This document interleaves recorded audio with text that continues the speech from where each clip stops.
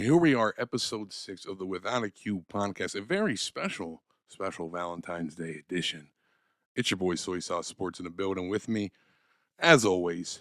But as the prophet, please say the prophet. Please do. And happy Valentine's Day to all you guys out there. Happy belated Valentine's Day, maybe. I got a conspiracy about Valentine's Day. What is it? It's literally like a social experiment holiday. 100%. But most American holidays are social experiments and consumerism driven, of course. Tomorrow you're going to go to Walmart. All the candy's going to be on discount. 50% off. But you're going to look like an asshole if you show up empty-handed. Right. That's the problem. You know what I mean? And Right. I feel like, especially with social media now, Valentine's Day don't mean shit, bro. It don't mean shit. And social media will make it crazy. It's all a setup, bro. I mean, if you want me to go full tinfoil hat, I will. I mean, it's all just a setup by the corporations to get us to spend money, and they made the Twix double the size, trying to make us fat. That's one thing Kanye just might have been right about. I'm not going to say what kind of Twix it was. I'm not going to say what kind of Twix it was. It was never mind. Let's not go Let's there, leave them man. out of it. But no, seriously, though, like, it is just a holiday designed to get us to spend money and go shop. Like, literally just today, I forgot that, like, kids have, like, Valentine's Day parties at school. Oh, shit. So I had to go buy not just Valentine's for, like, 3 kids. Yeah. But you got to get ones for boys, and you got to get ones for girls.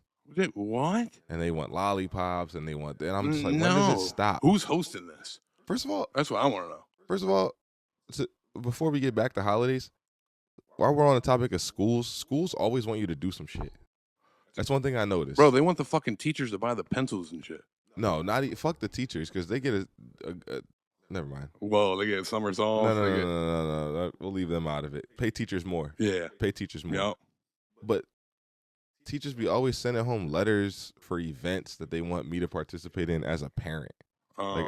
Like I'm all about helping furthering my kids' education, but like stop with the fucking superhero day and we're wearing costumes day and we're wearing green on Thursday day, because you're not coming home and doing laundry and finding the damn green shirt every Thursday, all right? It's just a trickle down holiday is what you're saying, down to the school system. It's all the school system's way to profit off a fake event is what you're saying. They're a cog in the machine. You know what?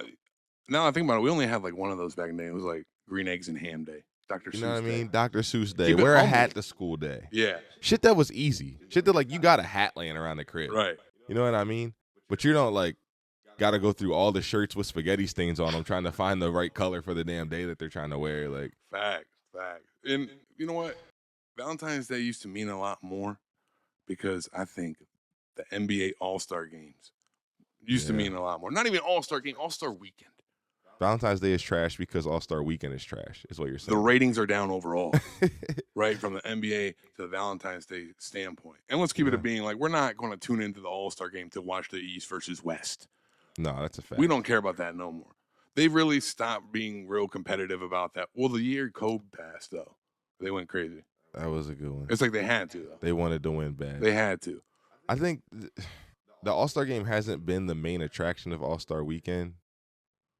Maybe like 20 years, 25 years. I think the rematch of Aaron Gordon, Zach LaVine was good. Like that was like had probably the most hype because they put. Oh, you mean like that's what I mean though. Like the dunk contest was why you watch All-Star Weekend. And the 3-point, like you want to see maybe the three. Not so much now. Cool Now, yeah, threes were a little bit more rare back then. Yeah, but even back then, like you wanted to watch the 3-point shootout.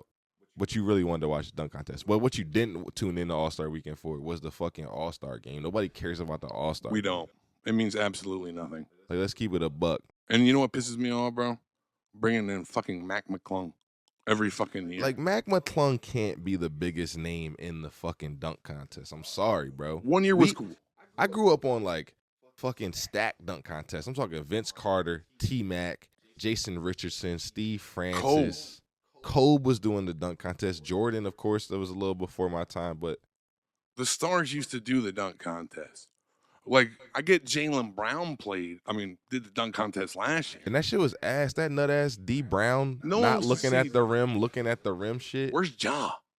Right? That's what I'm saying. Where's Ja? You know what I mean? Superstars with bunnies that are athletes. Zion. No, he's cooked. I mean, no, Zion would tweak. Though. Yeah, he would go crazy. I mean, you saw that casual ass 360 windmill he did coming off a fucking injury. And what we have to stop doing is letting. There should be a height requirement. I don't want to see 6'10" and up guys dunking unless you're Blake Griffin. That's it. No, that's a fact. That's it. Unless you're bringing something different, because these bulls don't. I remember Serge Ibaka did it, like dunked from the foul line, looked fucking stupid. It was the most unimpressive free throw line dunk I've ever seen. I was disgusted. You have an 88-inch reach. Like, I'm not. It's not impressive. I'm fucking not impressed at all, bro. It looked like Michael Jordan's stretchy arm. I don't like no. No, like Spud Webb can do a regular 2-hand rim grazer, and I'm way more impressed than that free throw line dunk. You know what I was thinking? Bro, there will never be another Muggsy Bogues. There might be some guys under 6 foot that make it to the league. Muggsy Bogues was small. Jaden Newman. That's our version. He's ass, bro. Fucking Julian Newman. Julian Newman is ass. That would be our Muggsy. Yes, if he wasn't ass, because Muggsy was actually nice. Let's keep it a buck. How many years was Muggsy? He was in the not league? nice. How many years was he in the league? Like 12. I'm about to look it up right now. First of all, he was 5'3". Yeah, 5'3". Bro, I don't know any grown man that's 5'3". I'm sure I've seen it, and it was my girl got quite a few inches on Muggsy. Yeah, right. That's what I'm saying. And like my girl's short for a girl. I said quite a few. I made her sound big as shit. Well, like the average woman height's like what 5'5". Yeah, that's what I'm saying. My mom's like 5'7". Right. She'll D Muggsy the fuck He up. played. Oh my god, dude. 12 years, right? 13? 14 years. 14 years. He was pretty much out of the league in the 14 years. But he was a defensive menace, bro. No, he wasn't. They just had no handle with the pill. That's probably true. I heard Kenny the Jet Smith talking about, Kyrie Irving and Steph Curry. I see them guys now, and it's like, man, we did that back in the day. We just weren't allowed to bring it to the court, but that's what we would do around the house and stuff. Cut it the fuck out, Jet. No, the fuck you weren't. I'm a Rockets fan. Thank you, Jet, for the rings. You participated in getting carried on Kareem's back. Hakeem's back, my bad. But let's cut it the fuck out now, all right? But, Jet, we done with the 90s. Jet, we done with the 90s. You wasn't doing that shit, right. Jet. Let's keep it a buck. They had the I remember I seen a college highlight of Jordan going around the back. Have you ever seen that shit? He passed it to the same hand. Bro, he just dribbled around the back, and the announcer was like, I don't know if I've ever seen that in an actual basketball game. The other guy was just as confused. And it's like, bro, that's normal Is that shit. legal? Is that travel? Right. Double dribble. Right. He did something. I don't know what the call is, but he did something. It was at that moment they were like, we're going to make him the guy. Right? Yeah, he won in college, but he was a freshman. Was it even really his team? I get he made the last shot, but Kyrie Irving made the last shot in the finals. Was it his team? No, it wasn't his team. He got backpacked a little bit in UNC. Let's talk about it. But he was so good. Who I forget who his teammate was, bro. Who Michael Jordan? In UNC, did have a banger in teammate. UNC, he was like the senior then. Oh my god. But it was his team, bro. Yeah. You know what I'm saying? It was his team. Yeah. It's not like Let's talk about this. Would Michael Jordan be Michael Jordan if Len Bias didn't pass away, unfortunately? No, because they loved Boston. I feel like that shit was just rigged for Boston. You think? What do you mean by that? What I mean is, we're trying to sell a predominantly black sport. Let's sell it to the majority of America, which is white people. Where's the whitest of the whites come from? Oh, the most fucking racist town. Oh, man. In America. So you're saying they just profited off of people's curiosity almost. Okay. They would have called Len Bias one of the good ones if he made it. You know what I mean? I mean, yeah. What's crazy? It's not like they had black players back then, like Roscoe Parrish. Yeah. Fucking Robert Parrish. Dude, he played for fucking ever. Like he got a chip with the Bulls. That's like the 12th man. Like he's old as shit. He was old as shit in the league. Good for him. I'm not even sure. I think Bron just passed him in minutes. Like, Robert Parrish, what the fuck? That's insane. He just loved the hoop, man. I love that. Good for him, man. And it was easy back then when you weren't like taking the wear and tear of playing against actual athletes, and you had all the best players on your team. Yeah, God forbid. You had Larry Bird and Kevin McHale. You really sustain your body that way. And but I'm saying, like, it just feels like the NBA lottery, bro. Lottery's weird. I don't know why there's not a better way by now. As a Rockets fan, like, cut us some fucking Let's fix the NBA. First thing, eliminate the fucking lottery, right? Yeah. Dispose of it. Or at least fix it. Like, it hasn't really changed. And what's pissing me off now are these fucking teams that are just loaded up on draft picks, like, but they're not making no moves. Draft capital. I mean, they're trading for fucking middle schoolers at this What are point. the Utah Jazz Have you doing? seen that? Oh yeah, They're trading for like 2034 picks and shit. Like bro isn't even in algebra 1. yeah. Like bro, You got somebody on the board there already bro's balls didn't even drop at all, and I just don't get it, man. I think maybe even cut the league down. Ooh, so rather than expansion, you think Cut the league down and get rid of conferences in terms of playoff teams. Let's get rid of conferences in terms of Ooh. playoff teams because the East is usually shit, right? And we're not going to have like barely 500 record teams making it. You're on some old head shit now. I don't Why? like this. Because the East is buns? No, because you're just on some. You want it to be like NCAA and shit. You're like, let's get an AP poll, Bro, when was and have random people who get MVP wrong every year choose the playoff team. I'm saying by standing still. Okay, so it still goes by standings, but it's just top 16. Yes. I like that. I like it too. But there's no buys in the NBA playoffs either. So I mean, maybe they could incorporate that somehow. Yeah, slow it down. Buys, like I get what you're saying, like a first round buy. Yeah. The number 1 and the number 2 seed of the best 16 teams doesn't have to play the first round type shit. Yeah, I would fuck with that. Like I don't like the play-in. Because then that kind of makes the play-in worth something in a way. I feel like because it like gets rid of the play-in, but you'd have to add another playoff team. That's what I'm saying. Like, why are we extending further down to negative record teams to give them a chance? Yeah, I just with the don't. play-in. I think you just got to go best 16. I just don't like the play-in. I mean, we've gotten some good moments from it, but I feel like that's also like very. I don't want to say scripted. I don't want to go tinfoil hat, but it feels very agenda-y, right? Like even the play-in tournament.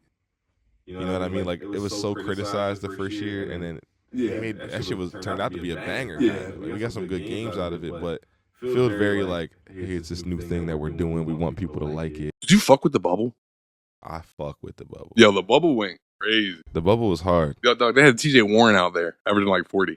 Yo, TJ Warren bubble was different. Bubble Warren was another guy. He wasn't TJ anymore. Bubble Jamal Murray.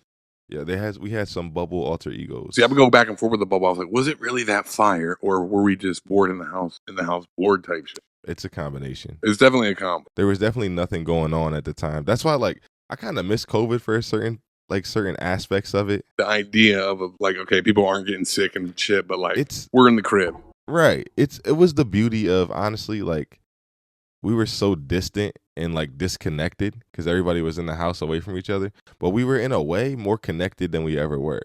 Like we all were watching the same things, so we were talking about the same things. Right. Like we couldn't come out the crib, but we was all watching Tiger King in the crib, getting on Twitter and Instagram like, "Yo, Joe, crazy." 2020 was fire. 2020 was an era. I'm glad it's over. It was something. It was an era. It was something. Like versus. I don't know if you caught any versus. Yeah. Come on, man. They had when Versus was like in the crib, it was a great era. Right. Once they took it to the stage and shit, it changed. It was like pretty staged with like the Gucci Jeezy shit. Bro, we knew he was gonna perform it. Bro. Go dig your partner up, homie. But he can't say shit. Bro, they had Gucci and Jeezy in the same room. Right. And he said, I'm smoking on that Pookie Loke pack. I mean, respectfully, he deserves to talk some shit. I know you're a big Guwap fan. I fuck with, and I'm a big fan of both of them. Right. I like Jeezy too. I felt like it was a lose-lose for Gucci because I feel like Gucci has a lot of hood anthems. He does. But Jeezy has like hood, like Gucci got hood classics, but Jeezy got hood anthems.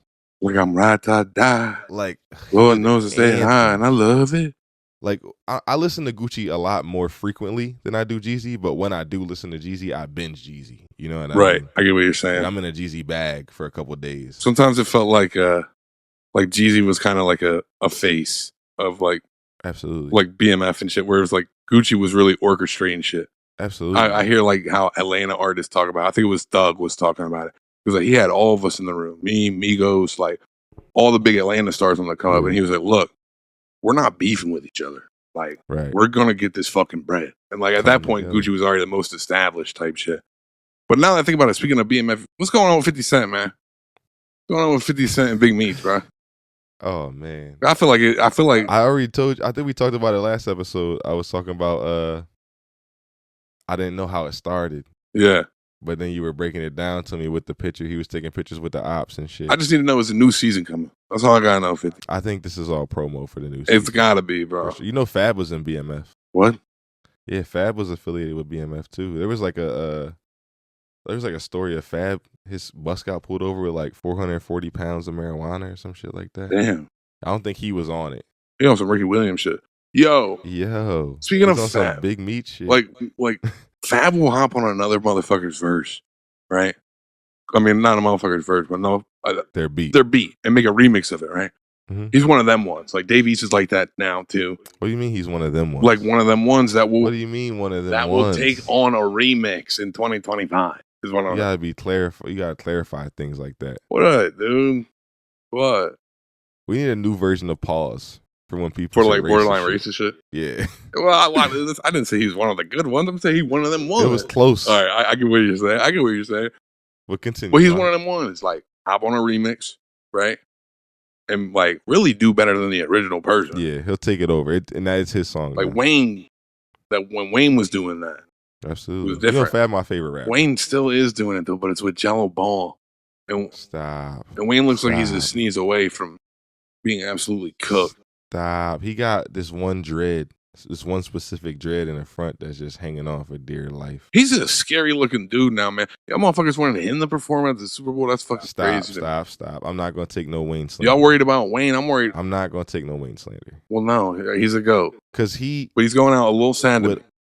With all the shit that Wayne did for us in the streets and the culture, if we want to talk about the culture, with all the shit Wayne did for the culture, Wayne deserved to at least perform his shit badly. If he was gonna do bad, he at least deserved to do it badly. He deserved to go outside and like within the time, like in his hometown, in like a month time frame. We gotta go watch Mike Tyson lose to Jake Paul. Then we gotta watch Lil Wayne be a shell of a man that he once was. Bro, you know what? I don't give a fuck. I'm gonna say it. Somebody gotta say it. Dr. Dre never wrote a goddamn rap in his life. Never. It's documented. I'm not. All right. No, I got you. Dr. Dre never wrote a rap in his life. One of the greatest producers to ever do it. Got a vision for it type shit. Sure. Got a good voice on record. Never wrote a rap in his life. He's not a creator. He's not a writer. Right. Lil Wayne has written some of the best rhymes in the history of rhymes being written. If Wayne's not in your GOAT conversation, you gotta be born in 2005 or something and seen like the end of the run. If he's not top 3, you got to have a real respectable argument. If he's not top 3, you better have like Ghostface in there or some true historian type somebody shit. Who's not alive. No, right. You better have somebody who passed away. Does that add to the stigma? Like, you know what I mean? Absolutely. You're nobody till somebody kills you. Everybody knows Damn, that. You don't receive your flowers until you're gone. Is what you're saying. A lot of the time. Yeah, I mean, especially in today's world with celebritism, bro. You know, like you're one bad move away from like half of your fan base not splitting in half, supporting you anymore. Pretty much, or just being like irrelevant or becoming a meme. If you become a meme, you're cooked. Oh yeah, you're one bad face away from being a meme at all times. Like Meek, but Meek was a collection of. Well, Meek made the mistake of battling somebody in their home field, which is the internet.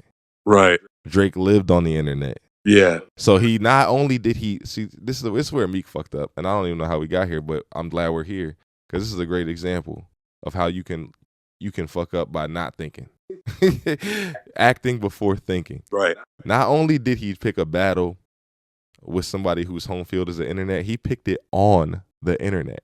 Yeah, you can't do that. He tweeted about this man. He didn't make a song about him. He didn't go to the booth and take his beef up with him there. He went to the internet and took his beef up with him on the internet, to which left the door for Drake to go to the studio and take the beef to the studio.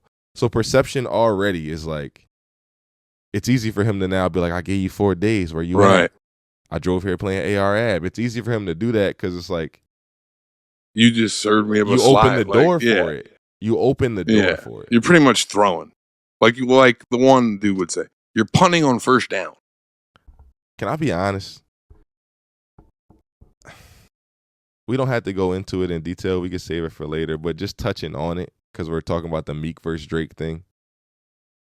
I hate that every time it's a Drake battle, as a student of the game and as a fan of music, I hate that it always reverts to the ops information versus Drake's music.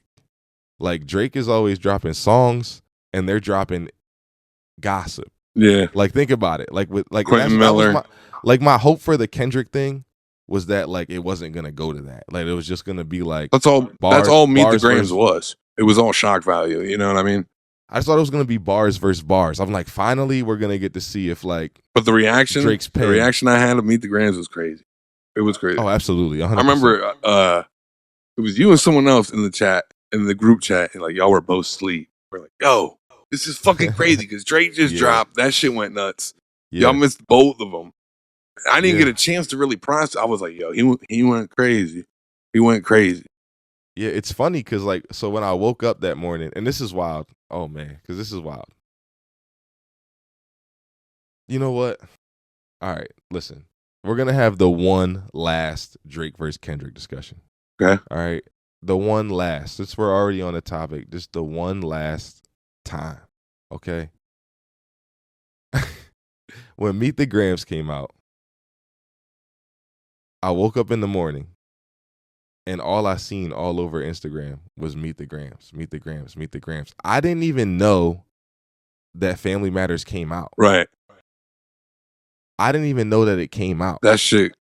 So I heard Meet the Grams first. Oh, that's shitty. And then I learned the backstory after. Right. So like I heard Meet the Grams and then they were like, oh, this shit came out 20 minutes after Drake dropped the song. And then I'm like, wait, Drake dropped the song. And I listened to Family Matters and I was like, listen to it. This joint is way hotter. Yeah. Than Meet the Grams. Like, don't get me wrong, I get the purpose of Meet the Grams, but like song wise, this wise, I'm like, this is like it was a chess move. Like is what you're saying. Like you didn't listen to it in the order it was meant to be played in, pretty much. So the strategy didn't hit my brain the way it hit everybody else with the shock. Because it was turned the way it ended, like the beat switch up, and it was like you're leaving on like this high note, and then like the Meet the Grams intro, then we're like, what's going on? And it was creepy. It was like almost creepy. For me, it was. But like I said, I was hoping the whole time that it was like bars for bars. Yeah. And not just like this shock value of information. Like with Meek, it was the ghostwriter thing. Right. Like with Meek, it was like, hey, this nigga's got a ghostwriter. So it was the shock value of the information. With Pusha T, it turned into, oh, this nigga's hiding the sun. So it was the shock value of the information and not the song. The sun shit. You know what I'm saying? So the sun shit had to come out though. That had to come out. No, and look, all kudos to Kanye and Pusha T for putting together the strategy. That's what you do. That's great. I get it. But to me as a fan of music, it's like I was ready for it to be pen versus pen and not carried by shock value. By shock value information. Right. And then Meet the Grams comes out and it's like, well, damn. Well, damn. This is what it's going to be now. Right. So I get what you're saying, but I think even if there's no shock value, take shock value off the table, Pusha T still gets him with the tick, tick, tick. That 6 man is 666. That was that was demonic low. That was but I mean Drizzy dropped some. People be saying he didn't respond to Push, but he had some joints in there. But they just ain't hit. They ain't hit at that point because people are like, oh, he's hiding a child. He's hiding a child. Exactly. So that's what Meet the Grams did, was put it where it's because Family Matters is a chokehold for anybody else. He had some chuckles in there, rapping like you getting the saves free. Yeah, it was good. Back against the curb. He had some chuckles in there. I listened to it as wanting the downfall of Drake. And you were ready. Oh yeah, you know me. I'm like, I don't like the guys that.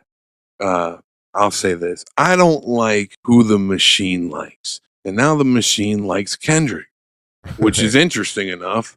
It's like you became what you hated. You are now the New York Yankees. You were the underdog. You were the Boston Red Sox. See, but ironically, Meet the Grams is what kind of made me realize a little bit more of like what's really going on. Because like I'm the type of person, when I see something, I gotta ask questions. I can't just take it for face value. So I felt like when Kendrick comes out and Meet the Grams is all over the place, and then I listen to Family Matters and I'm like, wait a minute, this is their guy. Why isn't this getting any push? Mm. Then, what was it, like 6 hours later, 12 hours later, whatever, Not Like Us That comes was crazy. out. And I'll never forget the first time I heard Not Like Us, because I literally text almost everybody I know and said, It's over. It's over. A mustard beat. It's over. It's done. A mustard beat. It was a moment, and I'll never forget it. It was a great moment in hip hop history as far as like hip hop goes. But it started to make me realize then how deep this rabbit hole really goes and what's really going on, and how people are so quick to cast a villain without really questioning who the real villain is. I'll say this. It's Valentine's Day. Drake, who I rooted against, dropped the album with Party Next Door. Don't you think that would be on the main page of Apple right now? Who's on the main page of Apple right now? If you get on the main page of Apple right now, it's Relive the halftime show, Kendrick Lamar's performance. If you scroll to the right, it's another one, the Kendrick Lamar collection. I'm not even bullshitting. I wish I was. And you got to think about it logically. This is not about me being a Drake fan. This is not about me being a Kendrick fan. This is not about them as people. This is about truth. I'm an agent of truth. I'm pro truth. I'm not pro anybody. I don't have I can't pick a side between two niggas I don't know. Yeah, you can't. You can't put past anything for people you don't know. I don't put, and that's why the internet is weird. Right. You'll talk about these people like you know them.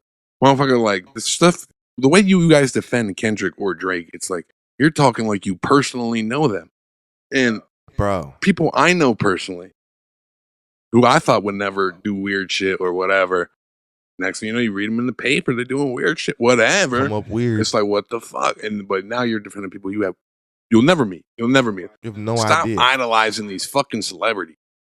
So before anybody gets crazy, that's the point here. This is not about a fan of either one. I'm not defending anybody as a person. I don't give a fuck about that. This is about just what my eyes tell me. And when I start to see you're an NBA ambassador, right? Like you're on NBA payroll with the Raptors. You're an NBA ambassador.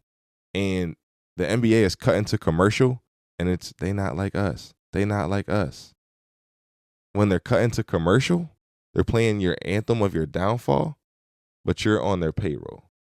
Okay, complex. Let me mention something real quick before I forget this thought.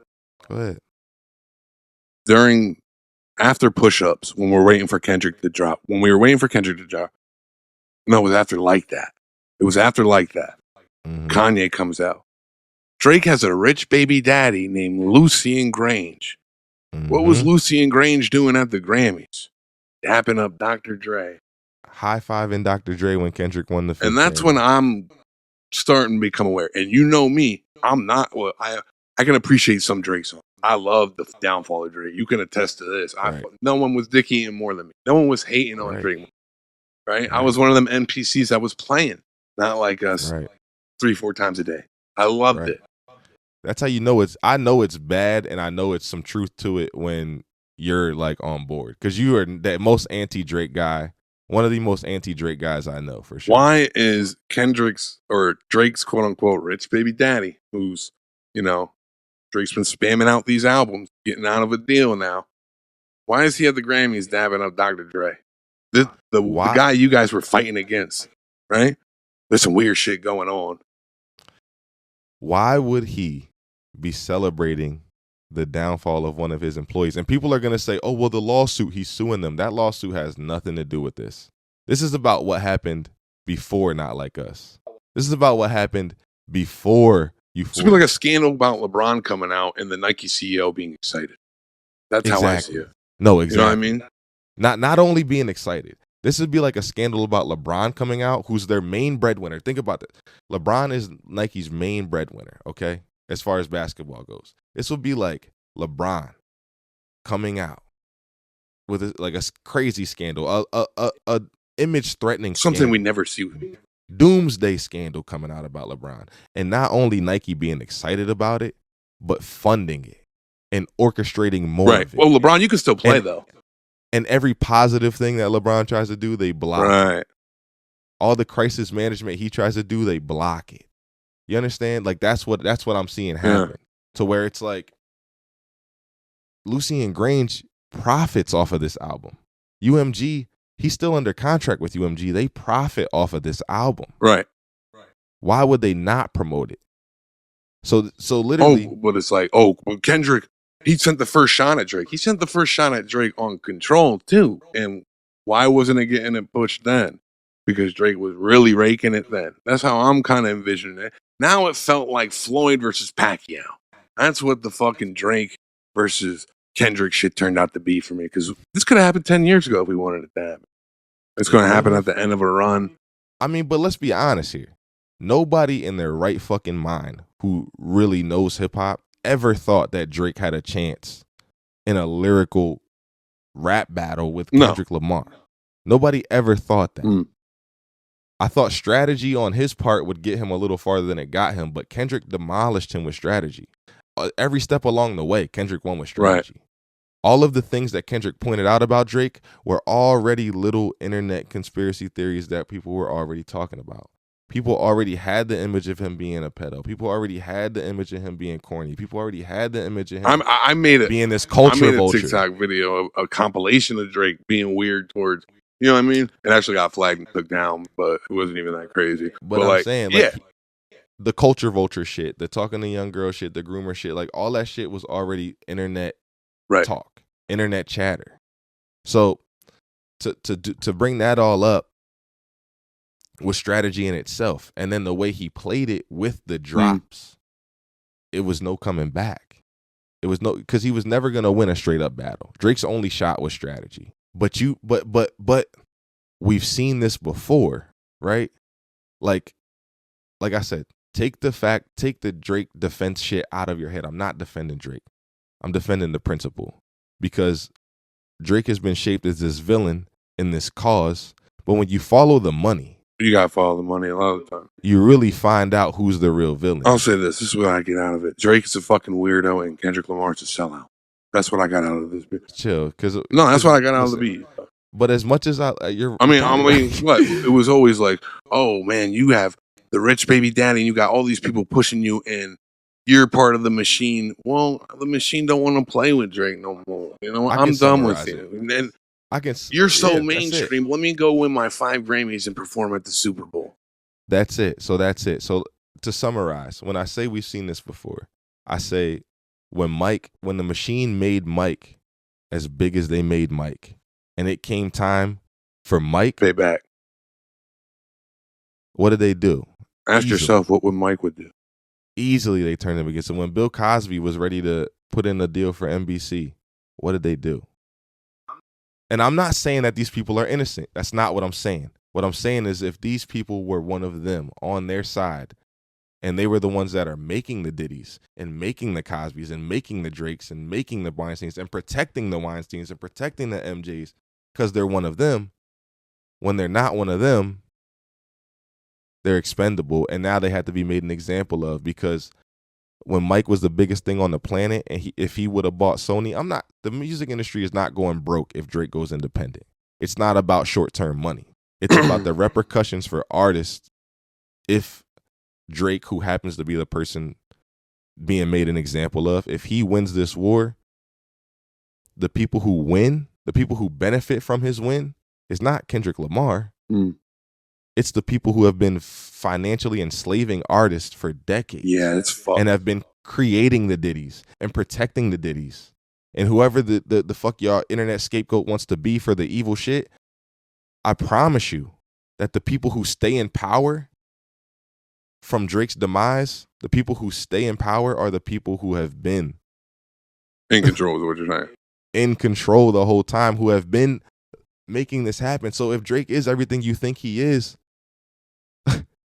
I promise you UMG knew. I'm not saying, I don't know these niggas, but I promise you, if you use your logic and you think about it, why would the machine turn against their own guy? The breadwinner, the guy everybody could relate to. We can't even evaluate. I can't sit here and deny, dude, there's Drake songs that don't like Drake as, I guess, a persona almost. Not a fan of it, but I can recognize when he does drop a good song. I'm not going to not play it. You know what I'm saying? It's like when I used to root against LeBron James. You know what I mean? Just whether you like him or not. Like, facts are facts. And it's like, if they don't tarnish his image and destroy his legacy, then they could, like, if they have a portion of his catalog, it's worth an exponential amount of money. And if he owns his catalog, it's worth an exponential amount of money. So no matter what, if he gets out of this deal by spamming these albums and these collab albums and a couple solo albums and deluxes, and he somehow finagles his way to the end of that $400 million deal, and he walks away and says, you know what? I'm going to just be independent. And I'm going to just do it without the machine because I'm bigger than the machine. Mm. Do you think they're really going to let that happen? And he owns his masters if he does. They want the masters, bro. They do. They do. It's just, for me, it feels like I got to walk on eggshells on the topic. You know what I mean? I can't make a fair assessment because either one side is just going to go absolutely ballistic. And I'm going to be honest with you. I was rooting for Kendrick to win the whole battle, and I liked it, and I enjoyed watching the empire of Drake crumble in front of my eyes. But now you're following the money. But now I'm looking at it like in a sense of, how do I say this? Y'all don't know these motherfuckers. You don't. Stop idolizing these fucking celebrities, right? You don't. Y'all are worried about Drake, Kendrick at the Super Bowl. You know what I'm worried about? I'm worried about the motherfucker protesting at the Super Bowl. That's what I'm worried about, right? I'm worried about what's really going on in the world. Yo, and that's the thing. Is like, you talking about the Free Palestine bill, right? Well, you know whose name is on the ceasefire? Drake signed the ceasefire. Right. But he also said in a song that he's an Israelite and he's not black no more. No, that was Kendrick. Oh, fuck. So who's really... You know what? I'm just saying, if you follow the money, you got to just really connect the dots there. Very, very strange thing. Very particular timing, I'll say. Yo, we gotta stop this fucking silly narrative after the Super Bowl of if you didn't like it, you didn't get it. All right, because that's not the problem for everybody. Some of us did get it. And also, stop reaching so fucking much. Even Please. Kendrick said, like, I mean, that's not what the song was supposed to mean on, like, his old shit. Please. Like, you know what I mean? Y'all get too deep into it and wrapped up in the own shit. Like, you're a glazer. Yo, text your loved one, right? What the fuck are you doing, right? Go for a walk. You're a Drake stan. What's killing me is get off the fucking internet. Because once your mind is made up on how this is how it's going down, you're just going to keep finding little evidence to convince yourself that's how it is. Right. Bro, we don't know these fucking people, and we will keep saying that.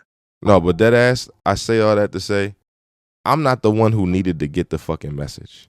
And so, like, listen, I don't give a fuck how much you like a celebrity. Let's not pretend that if you are in a room and one of your homies walks in and bell bottoms that you are not giving him hell. Let's not pretend. If my homie walk in some fucking bell bottoms, I'm giving him hell.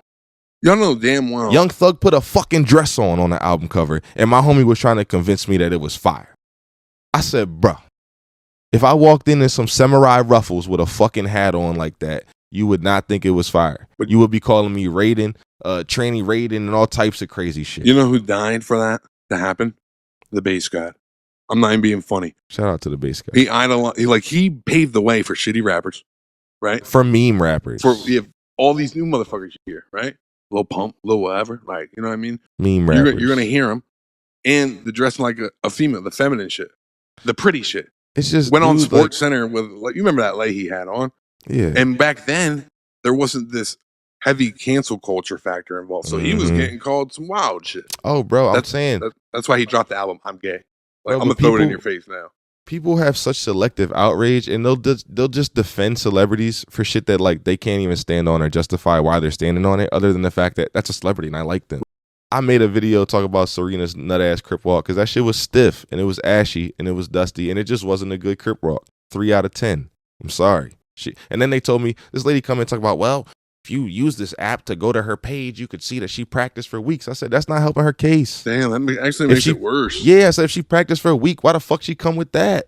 And then this lady brought up Harriet Tubman, talk about you're one of the ones Harriet Tubman would have left. We're always putting our people down. That's the problem. Right. They said, this the problem with us black people. No, that's the problem with us black people. Everybody who got a different opinion is a hater all of a sudden. Or because we're not glazing the person that you're fucking glazing because they got more people know their name than you. They're a regular fucking person.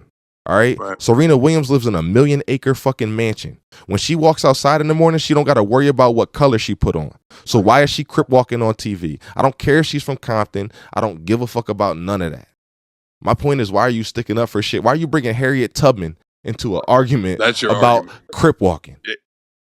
About a woman who's not in a gang, never been in a gang, promoting a gang on national TV, and you bringing Harriet fucking Tubman into it. And this is the shit I gotta listen to. Hey, I mean, because she's a celebrity. You gotta listen to it because the conscious rapper didn't perform anything conscious at the Super Bowl and at the end of it. And I wanted to speak on like you getting that type of backlash, right? And this is wrong with us black people. I make a video like this, it's gonna be like, oh, you're racist. You're not like us. You better not say that. You're not like us. It wasn't meant for you. It's not that I'm not like y'all. We're not like them. We're not like we are not like the fucking rich elite millionaires, bro. We're just and whoever is the head of the machine. And I think I just done this with sports. Tom Brady, LeBron James. I appreciate him at the end, right? Whoever's in the front, I couldn't fucking stand Drake. And now I see Kendrick Lamar everywhere I go. Who am I to not keep the same energy? I don't know, man. See, my whole problem is I took issue with Punch releasing that statement. You know, he said some shit like, we're here to do us always, and we're not here to appeal to the mainstream media. We get mainstream platforms and we do us. How you play into that card after all that? And I'm mad. It ain't about that though. What I'm mad about, right, from my side of things, is because the motherfuckers who y'all decided to put up on this platform, you got the fucking Theo Vons, the Dave Portnoys, all of them tweeting during halftime and shit like that. Obvious using your fucking racist dog whistles, right? They're grifting like a motherfucker. So it's, to me, it's like y'all see me criticizing Kendrick, automatically I'm one of them. That's not the fucking case. I know who the fuck I am. You know what I mean? No, and that's the problem. They want to categorize and lump everybody into this one generalization when it's like, bro, people are allowed to not like things. I didn't like it as a fan of Kendrick because I felt like symbolism, great. The message was great. My problem is the man has been writing music for decades with that message in it that he could have performed. And then more people would have walked away with that message. All he had to do was come out and say the words he already wrote down. I don't want to hear squabble up. No. I'm sorry. I don't want to hear squabble up. I'll get it that it's Cali, it's West Coast, and that's fine. But for Punch to say y'all are losing sight of it, no, I'm not losing sight of nothing. I see it clear. I see what's happening here. I see the whole, he's going against Uncle Sam and he's not doing what America wants. He did Humble, which is like his most commercial song. I don't give a fuck about that. I want the message from the music. He performed with red, white, and blue choreography colors, bro, in front of Donald Trump. Like, what are you talking about? He's talking about like they're getting the message. He's anti-establishment. Is he though? Because let's really, really break it down, bro. Here. I don't want to hear squabble up. I want to hear. I used to be jealous of Aaron Apollo. He was the one to follow. Yo, black total boy enemy of him. I'm real. Come on, man. Just something, dude. Like something. Or he could have just, you know. But I don't want to hear squabble up. I don't want to hear peekaboo. I thought Euphoria was fire. Like, I didn't think he'd do that. And I thought that, as far as diss parts go, I thought that was the hottest diss part, was when he like did the "Have you ever walked your enemy down?" Because he like literally walked him down with a poker face. And that was pretty, I was like, cool. Like, I wasn't mad that he did not like us. I expected him to do it. Yeah, that's pretty much how he got the gig. I expected him to do it. So I'm not going to come here on some whole he was tearing down another black man shit. I expected him to do it. But I just thought that he was going to use that platform to, like, I don't know, maybe appeal to the fans that have fucked with him for the last 15, 16 years and not the people who just discovered him 9 months ago. Talking about we're losing sight, we're not appealing to mainstream. How about appeal to the motherfuckers that love you and not the niggas that you hate? Yeah, that's the difference. Right do you hate Drake more than you love the world, nigga? That's my question. Like, do you hate Drake more than you love the world, nigga? It was that important to you? Do you love Kendrick more than you love yourself? Too? We couldn't get a bitch don't kill my vibe. We couldn't get a I am a sinner. We couldn't even get a snippet of it. We couldn't get, because we are crack babies. It's ADHD. You know what I'm saying? These motherfuckers just discovered you, bro. All right, yeah, and that's all I got to say. And that's where we're leaving it. And that's all I really had to say. Because I'm pretty much done with seeing it too, right? It got dragged out long enough.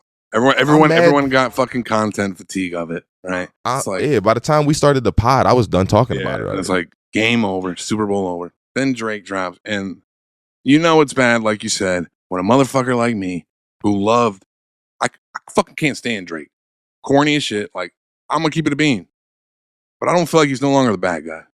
And there's just bigger villains. I'm not gonna say he's no longer the bad guy. He is a bad guy. He could be. He is a bad guy. We don't know. He's just a cog in the machine to keep the real bad guys That's it. On them islands, on them private jets. And you know what we're talking about. Whatever the fuck they're doing, right? And you know what we're talking about. Yeah, we know. And I mean, that's just what it boils down to, honestly. Like, I'm mad that he even kept the fuel lit a little bit longer, and now we got to talk about it for even longer. Yeah, it's like, how can you not talk about it? But you know it's bad though when like you're agreeing that like there's something fishy about it, because I don't know why everybody doesn't see it suspicious. Like if this, it was the Grammys, bro. Dr. Dre dapping up Lucian Grainge. I get y'all labeled, y'all on the same label and shit, right? Whatever, right. But like y'all close like that. And you know it's bad when I'm agreeing with academics, because how many episodes now? We're only 6 in, and I'm pretty sure 3 I've probably grinded academics the fuck up because I just don't fuck with him. And if I'm agreeing with him, you know there's something going on. Bad. Because what he said was going on, was going to happen, is going on. Like, they're literally blocking a album that they own from charting.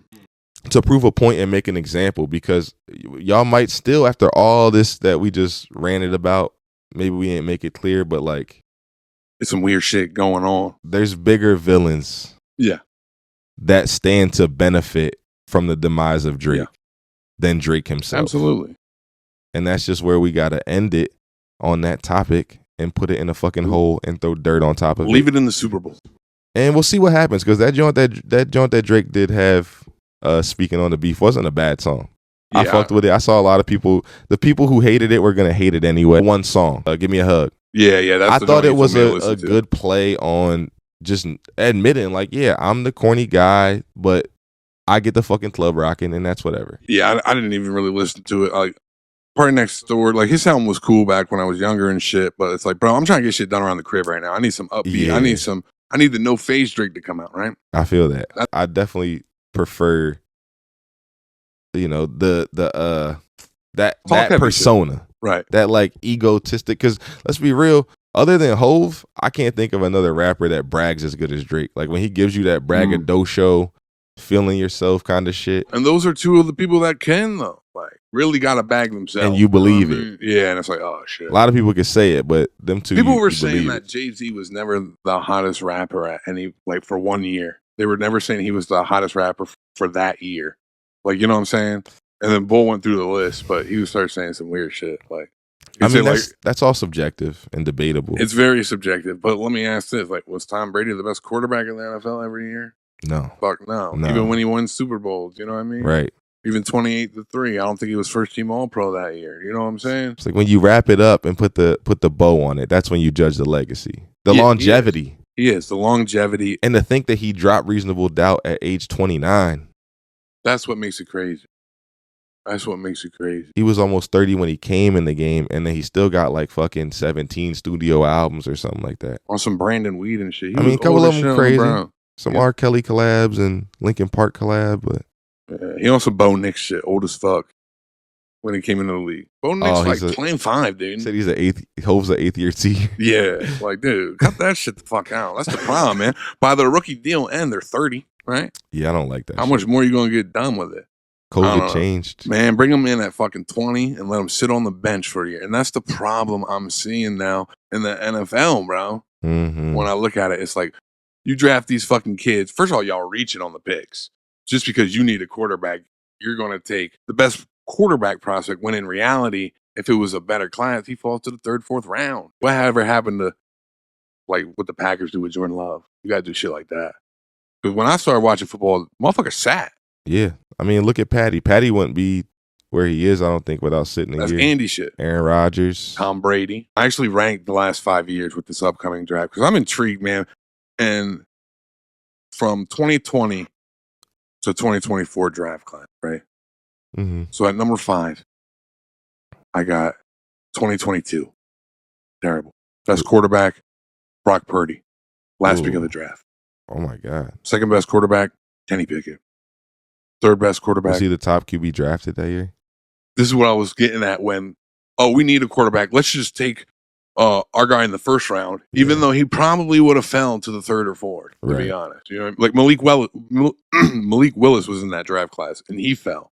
Yeah. Like the two top quarterbacks were Kenny Pickett and Malik Willis, and that's the vibe I'm getting with Shador and Cam Ward right now. Yeah. I mean, more upside, sure, but I don't think their ceiling is worth a number one pick.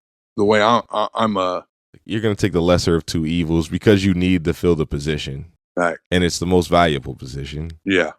Then you're not worth a first rounder. Then at 4, I got the 2021 class. You're Trevor Lawrence, first overall. Oh my God. The first 3 picks taken off the board were quarterbacks. Trevor Lawrence, Zach Wilson.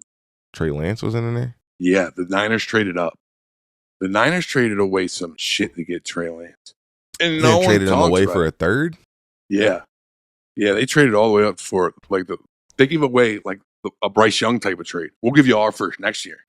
That's crazy. We got our guy in this draft. You know what I mean? That's and it crazy, was bro. A guy who never even panned out or really was given a fair chance. What's next? What's third? Third, I got last year's class, 2024. That's a good. They were solid. They were solid, but I'm not a Drake May believer. I think Bo Nix could fizzle out easily, but I think the best, Jaden Daniels. Jaden Daniels looked phenomenal. Good. Caleb looked good, I think. The number 1 pick in the draft did he take fucking sacks, all that shit? Yeah. Did he go into a dysfunctional franchise? Yes. Yeah. So let's keep. All they do is look at the weapons. You got Keenan Allen. You got let's look at what Jaden Daniels got brought into a structured head coach. Dan Quinn is going to bring a culture there. Oh, absolutely. You know what I mean? Absolutely. He's gonna Dan Campbell the fuck out of that squad. Oh yeah, and then they got who was their coordinator? Kingsbury. Cliff Kingsbury is their coordinator. Yeah. Easy, good college schematics. You know what I mean? We're not asking you to make 3, 4 reads. You know what I mean? Just make 1 or 2. That's it. Yeah. I saw Seth Rollins with a hot take about Caleb. If you put Caleb on the Commanders, that they win the Super Bowl. Yeah, that's kind of crazy. I don't know about win the Super Bowl, but maybe lose to the Eagles by 1 score, a touchdown, and not get their ass bust. Number 2, I got 2023. So that's C.J. Stroud and Bryce Young, and that's kind of more off potential. I'm surprised that's not number 1. I wanted to put them I wanted to put 2024 above them, Caleb and all them above them, but I feel like it's kind of unfair to rank them after 1 year because usually the second year is when they take that leap. And I'm gonna throw out another hot take. Like Bryce Young will finish as a top 10 quarterback next year. I'm throwing out that take for Bryce Young. Yeah, I think top 10 is tough on that team. Yeah, I like Dave Canales, man. I like what I saw from the last half of the year, though. After he got benched and came back, he started hooping. They got to go snag a wideout, though. They need a number 1. A consistent, and they need to tell Leggett to stop betting, man. Them drops in the last couple games. Oh, man. That one against Philly was it y'all? It was Philly. It was Philly, and then they barely lost to you guys. That's what I'm saying, dude. They 1-score game against Philly, 1-score game against you guys, and this is when Bryce Young came back from getting benched. At number 1, I got 2020. That's no surprise. You have Joe Burrow, Tua, Justin Herbert, Jalen Hurts. You know what I mean? It's a good jump. Oh, and 2023 also has Richardson as well, which he's a project right now. Very inaccurate. Yeah. He's like Josh Allen, but I feel like he has the right guy at coach. Yeah, I thought he was the most pro-ready, like, coming into the draft. I was like, oh, he's the most pro-ready. And Stroud was just off the prototype. My beer. Right. Yeah. Right. I just thought, like, his arm looked, I don't know. I don't watch no college, but then when I watch, like the tape on these guys, right, I was like, oh, shit, C.J. Stroud's not the average OSU quarterback that fucking runs. You know what I mean? Nah. When I hear quarterback, you know what I mean? I see him. Terrell Pryor. I'm not trying to be funny. Which is interesting about Terrell Pryor, like, he got drafted in the supplemental draft. You know what that is? So it's basically like, how do I want to put this? It's like a team is so shitty that like the player has character issues, and they I think we're ineligible or something around that line. It's like basically the bad apples of the college football coming trying to make the league. The fuck type of slave auction shit is that? And you can take Terrell Pryor in the 4th round. Like, you know what I mean? A lot. Fuck? But you're giving up. This one's a little hard to tame. But you're giving up your 4th rounder next year. Your real 4th rounder. You feel what I'm saying? Okay. Yeah, So it's weird. Okay. There's a supplemental draft every single year. I did not know that. Yeah, that's where Terrell Pryor went to the Raiders. You learn something new every day. I think there was only one. There was only like one person that ended up being like good from that though. So basically, you think the lack of like superstar quarterback production and the lack of like people developing in the stars or starters at least is the lack of Andy Daltons, is what you're saying? Yes, I mean, look, for example, and I'm not talking about what Andy Dalton probably mentored with Bryce Young. Yeah. Andy Dalton should have been the starter even with Bryce Young as the number one pick. Right. We traded up to get Bryce Young. Let's not make this an up and down roller coaster thing, right? Well, but it's the Panthers shit ass owner. Starts at the top, whatever. But I'm saying we're missing that bridge quarterback. I know what you mean. We're gonna Alex Smith, right? Andy Dalton. For a while, we had Jeff Garcia became right. Yeah, but, just hold us down a little bit. Get us to the next guy. I feel like that's like, I don't know who ruined it. I don't know if it's like Big Ben or Brady or. It could have been like a Big Ben type of thing where we have the whole team around us, right? All we need, if we look, this rookie went 15-1, almost made the Super Bowl. Let's rock out with this guy until he's geriatric. Right. You guys had the number one pick in the draft. Sure, quarterback's the most important position. But what would Shedeur Sanders do on the Raiders right now with no wide receiver and no running back? You know what I'm saying? Thing. Not a damn thing. And he's already Who's he throwing to? He's already getting drafted higher than he should be. He's fucking throwing to Jacoby Myers, handing the ball off to Zamir White. Nah, it's a bad situation. With a Pete Carroll coming in. That's what I'm saying. Pete Carroll might be a bridge coach. If you are the first pick of the draft, you're going to the worst team in the league. Right. And that's just what it is. No. So as a quarterback, it's very, very difficult to make an impact immediately because you're going to the worst team. You're going to a team that's not one move away. Exactly. You're not walking into a position like Patrick Mahomes with the Chiefs, for example, where it's like a dream situation where they're just a quarterback away already. Yeah. Y'all were a wild card team. You know what I mean? Like, we already were drafting phenomenal for years. We were drafting phenomenal since 2013. And he turned y'all around first year 11-5. You know what I mean? After 3-13. So exactly. So it's like, all right, we're building the culture here. We have a good enough quarterback. I think that's what they were still had Eric Berry. That's what they were trying to do with Trey Lance and Jimmy Garoppolo. Yeah. Sit behind Garoppolo, like what can you learn from Jimmy? Look at the formula, G? like Garoppolo and them went to the playoffs, lost. They take Trey Lance. Okay, he's gonna be what the Chiefs did with Mahomes. Type shit. You know what I mean? Sit behind. What can you learn from Jimmy G though? The skincare routine, son. That's a handsome guy, dude. Game managers do it. Someone, you know. Do the Raiders have the cap space to maybe grab some free agents though?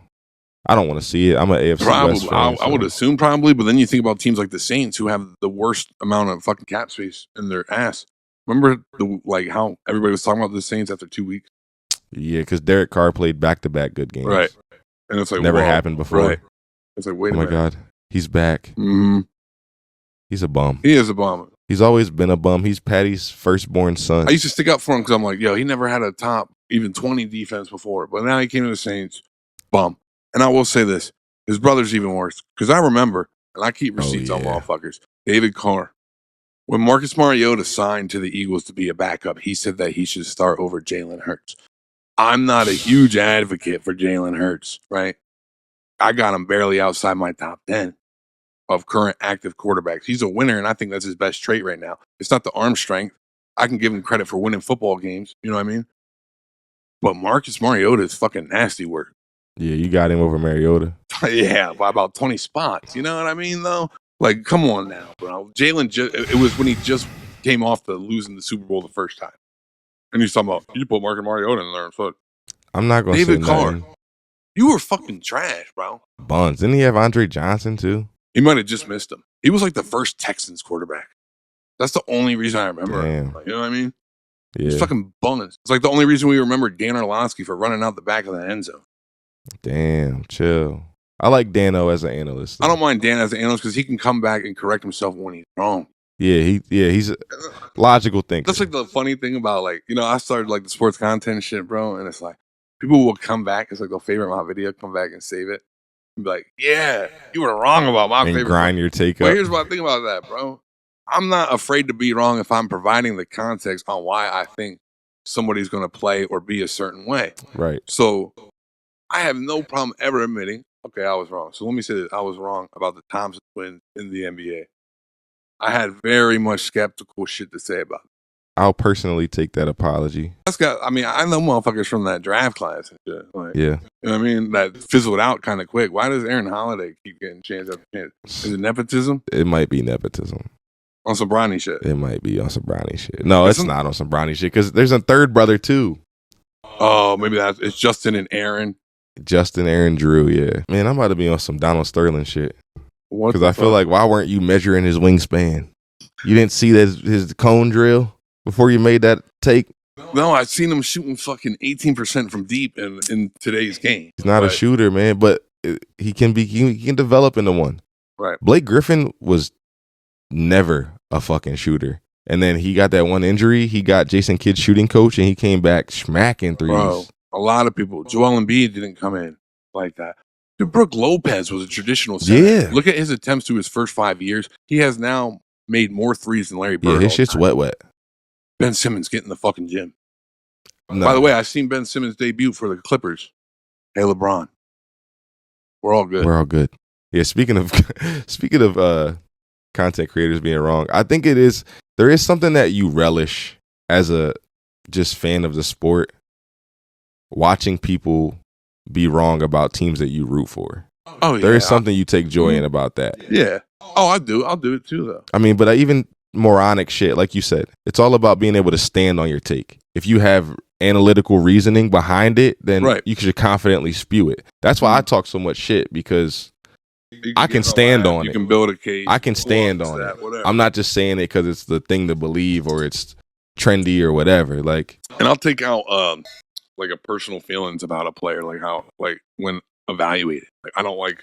Maybe I think this player's arrogant. I don't give a fuck what's he doing. I will sometimes. Like O.J. Simpson, you know what I mean? Talk about that. I can remove who the person is. Sometimes I can. Sometimes I can't. Sometimes like who can't you? Like Josh Allen. I thought you who I thought you were gonna say? Who? Kadarius. Kadarius. No, I'm fine with Kadarius. He just got booked. Yeah, no, I'm not fine with that. Because you know what pisses me off? It was alleged. Kadarius Toney got booked for alleged strangling. Right? He strangled a woman, apparently. Allegedly. But we see that. Motherfucker can't even grip a football. Saying, how you gonna grab a neck, you can't grab a pass? Bro, I'm just saying. How you gonna grab a neck, you can't grab a job? It's like asking a handicapped man to stand up for you. You know what I mean? Kadarius. I'm just saying, bro. Maybe it was hand strength training or something. He grabbed the hold of her and she was like, whoa, well, that was easy. You know what I mean? She got right out. Got right out, dude. Yo. I just think that's funny. Like, that's how you're training your hands now? Dude, what's going on, Kadarius? And he was on some clown shit on the Browns. Yeah, he was. He was one of those things we talk about. Shaqted a fool in the Browns, bro. Like we talk about, y'all are down. Why are you celebrating like after the play? And now you're getting a flag, and now they're beating our ass. Celebrating a 4-yard punt return and shit. Like, yeah, weird shit. He celebrated a fair catch.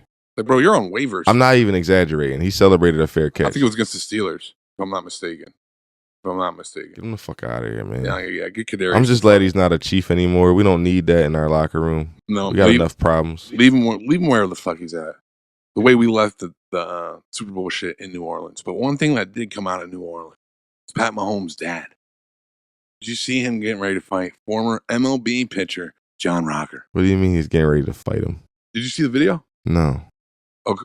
Wait, you didn't see the video of them at the Super Bowl? Oh my God. Bro. Dude ran up. Okay. Let me paint the picture. Former MLB pitcher John Rocker comes up to Pat Mahomes Sr. Oh, no. Like, yo, Pat, what's up, dude? And Pat was also, hey, get the fuck away from me, man. And I'm like, whoa, what the fuck? Damn. Like, wait, John Rocker was like, wait, are you serious? And you can't really hear what he's saying, but he's like, the fuck away from, like, he looks like he's ready to just check his chin right there type shit. Middle of Bourbon Street, wherever the fuck they were at. Damn. You know what I mean? And I'm like, what the fuck is this about? But I'm like, who the fuck is John Rocker? And then I looked it up and said, oh, but that's not good. What? Did they have beef back in the day? So he played for the Braves. Pat Senior was on the Mets. Mm-hmm. You know what I mean? A little division rival. A little division rivalry, right? Okay. Never hurt nobody. All those years retired, you wouldn't think. But This is what gets interesting about John Rocker. Let me just read you this quote. A John Rocker quote. A John Rocker, why he got suspended quote. Oh, God. And he's talking about playing against the Mets. Oh, no. And that's why I even respect Pat Sr. even more. Because I'm like, damn, he's a Met He said, for life. if you won't ride in this rider's row. This is what he said. Imagine having to take the 7 train looking like you're in Beirut, next to some kid with purple hair, sitting next to some queer with AIDS, right next to some dude who got out of jail for the 4th time, right next to a 20-year-old mom with 4 kids. It's depressing. The biggest thing I don't like about New York are the foreigners.